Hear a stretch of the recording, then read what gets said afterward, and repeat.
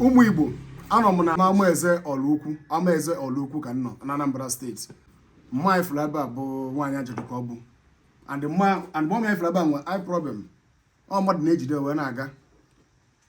Somebody batara be ya wele na etinye ụzọ na compound. You watch the video. Life in Ọlụukwu now. Nwaanyị ajadu ka bata na-ekebi ọkala na igwe na ndị otu ya ka a si wee nọrọsị wee na-eme ihe a na-eme. Life in Ọlụukwu Amaeze village Ọlụukwu life.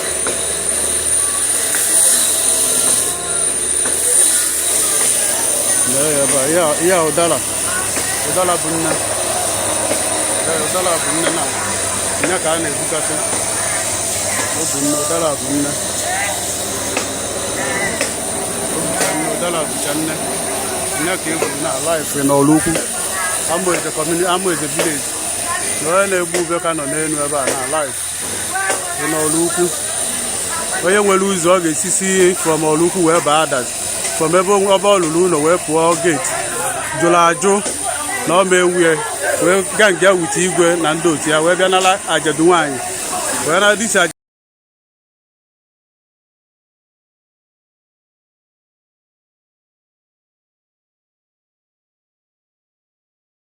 bụ compound mommy ya. Somebody chọrọ ka ụzọ ọ ga-esi wee na-abebe ya dị n'ime compound a. O jiri because of o ji ego maybe na o nwere power wele bata be nwa ọmị a with four bata tiwara ụzọ with power o nwere with igwe because I saw igwe in this afọ igwe ndị village na that video bata tiwara ya igwe ndị Ọlụukwu. I saw him on that video tiwara ụzọ by force. Ka anyị from mommy a ka anyị mara ihe menụ. Mommy biko achọrọ m ka egwu ụmụ Igbo ife menụ. Ihe mere na ọbụna na-abịala ya na di nkele ekele ana kesiele ha ana o mechaa ya ọlụsịa unu ya lụsịzịa unu mechazịa wee na-achọ na ya esi ebe a wee tii geti. So ekpebighị mgbe ahụ ekpecha na 1991 o wee kpechaa ya eweghasị anya tinye ụzọ ya be na nke a bụ ụzọ dị m ya tinye ya ebe a. So ekwuchie mgbe ahụ o wee mesie wee kegharịa ana wee welu saịdị anyị na-azụ ebe a wee nye nwa nke diọkpara ha si na ọnha ya enwe ebe ahụ weluzie nke diọkpara ha na-akọ na mgbago nye anyị ọdụbakwa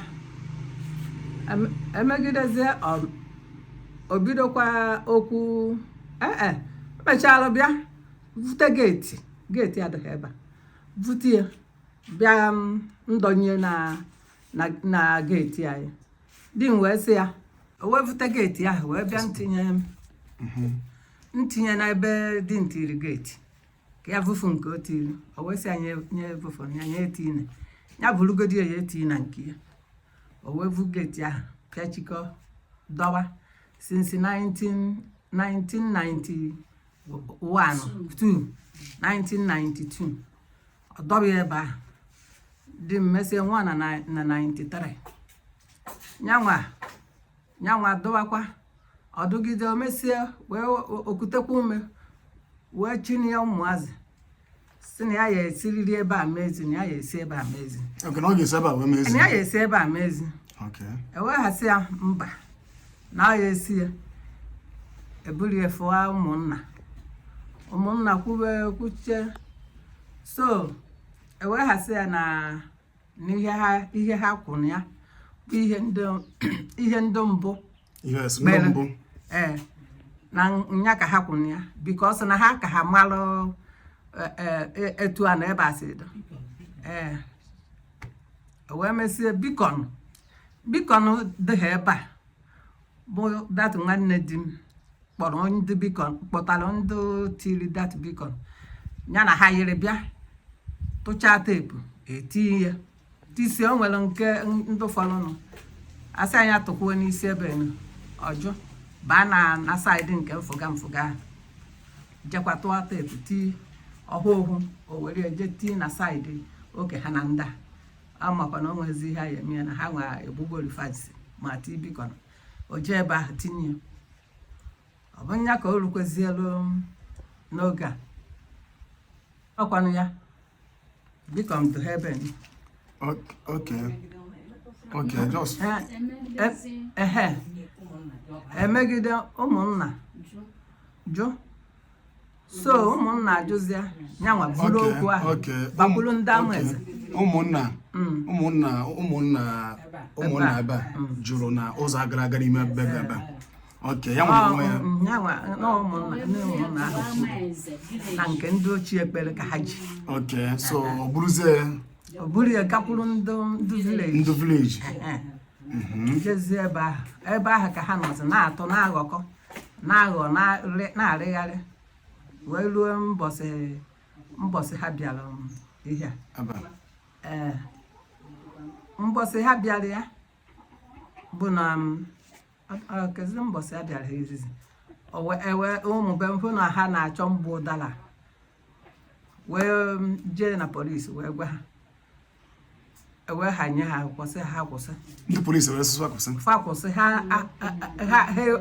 nye nwere ihe ha lụrụ wee ruo mbọsị gịnị maka na public holiday ya dọkwu mbọsị ya rụzie na n'ihe a kedu afọ ya na Wednesday ewe ha bịa ha na igwe nwoke wute igwe obodo ya na Samuel Okeke na ndị ọzọ gasị ịnọ Okeke Chikeluba Nwobi okwu ndụ Amakọ Edozie Emeka na ịnọ Amakọ so ha niile nọrọ ebe a wute ndị sekuriti akpọwa ebe ha wee nọrọ wee gbubu ụdara wee gbubu ya wee na-ahụ ha na-agwa ha stil ama agba mbọ rigoro ya gbusichachachasịa ya buru ube bufu ka egbuchara avụọ ya n'ugwu ka adụcha ọya ekunizi mesịa ebe nzoso ojoko gị niile gbusia ha ncha banana nke na wefụtagoro ogene ha ncha niile egburu ya ma ọha ntiri ma akwụolu ma painapụl kere afọ ya shuga cane dịcha ebe wosichasịa ihe niile ha ncha niile ihe niile ntiri ebe a bụọ ha ncha niile ọdọnọsị na ha nwa be m ụlọ ya ha ya polisi ha ya akpọta ha kpọta ọbụrụ amị ha ngwa na n'ihe ahụ ha kwuru na ya eme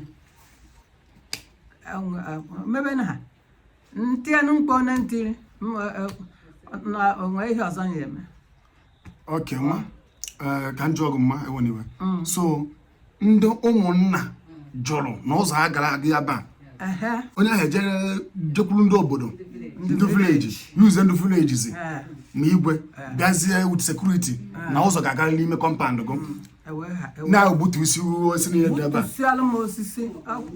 a and ka m jụọ gị mma biko that person ahụ na-achọkwa ụzọ gaa n'ime ebe ka ụzọ gaa n'ime ebe a o nwere ụzọ ọzọ ga-esi wee ganwu kọmpandụ ya ọ kesị ụzọ na kọmpandụ oke ụzọ daba ahụ ọ chọrọ ịga na saịdị ọ bụrụ ime kọmpandụ mmadụ and mana nwaanyị igwe obodo ji wee bịa na support this kind of thing why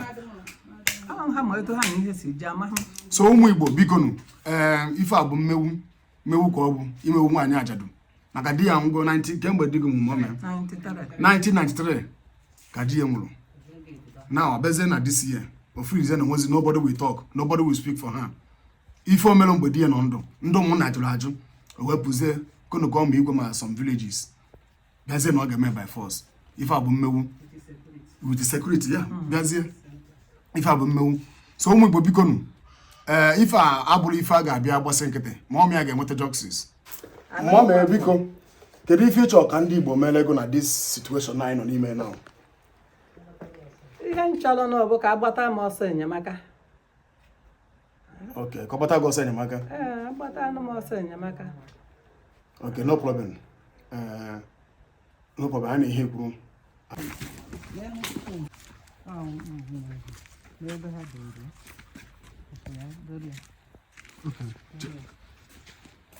I want to understand. Ọfụma, okay. Okay, ihe o gbutiri nke a. Okay, ha chọrọ itinye ụzọ ebe. Okay, ha chọrọ itinye ụzọ. Mba, ka ebe ha so n'ụzọ gara ya. Just bịa, explain to us, come.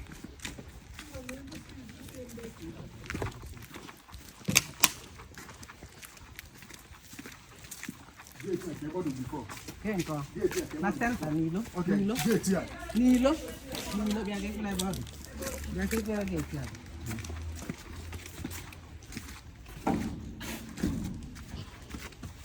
Okay, gate here now.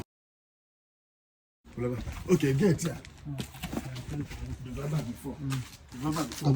So, I've called before. A buruzie. Bute ya ba. Chose ka hati yonza ba. Okay. Called you okay, ka yonza ba. Come.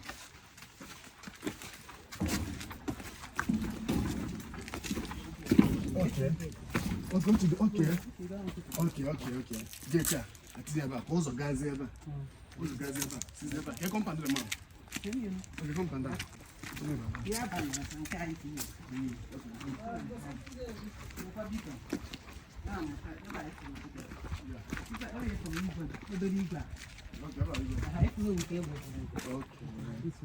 Okay, that means Ochola. What's a duzeba? Manahaba obey. Manon was on the one. Okay, Ubi, Pulukureta. Ochola is about. Guy, whatever. Okay, if you come to that. No, I wouldn't really be there. Where okay. Guy, where put it ever. Where was it? I do be guy when you do your palamba here. Okay. We know addition on your brain. Okay. Yeah, but it's a young for them. Yeah, for them. Give them. Oh, it's a beer. Banana.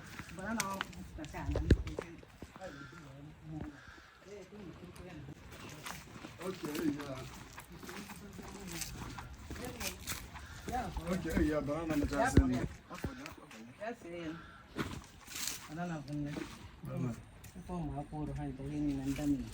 Okay, so that means onye a na-asị na ọ chọrọ ka ụzọ gaa ebe a na-asị mọs na ụzọ ga-agaghị ebe a kọmpand ya ụzọ ebe ọ ga-esi wee gado mana ọ chọrọ na ọ ka ụzọ dịrị ebe a wee bịa gbuwa kọmpand mmadụ ụzọ na-abụ ka o tinye ụzọ ndị ọlụ ukwu Amaeze village you people should do something about this ebe ụmụnna this place ekwugo okwu wee sị na ụtụrụ mma na ụzọ agala aga n'ime kọmpand nwaanyị Ajadua now onye ahụ sị na ọ chọrọ ka ụzọ gaa ebe a jezie kpọta igwe kpọtazie some of the people maybe na onye ahụ nwere connection maybe na onye ahụ so na ndị cabinet I don't know bịazie use power nwere with the security na ụzọ ga-aga ebe a ma ọ need to get justice biko ka afọ onye tiri ka afọ da ma anọ tiri ụzọ ba ka afọ ya ka afọ ya Innocent again Innocent Amakọ na Amaeze village ọlọkwụ so at last ma ọ ga-enweta justice ama na onwere ego mana ndị ga-ekwuli ọnụ nọ ya ama na onwere ego nwaanyị Ajadua ụdị ya ngwo mana ndị ga-ekwuli ọnụ ya nọ ya Chineke ga-ekwuli ọnụ ya imewu nwaanyị Ajadua adịrọ mma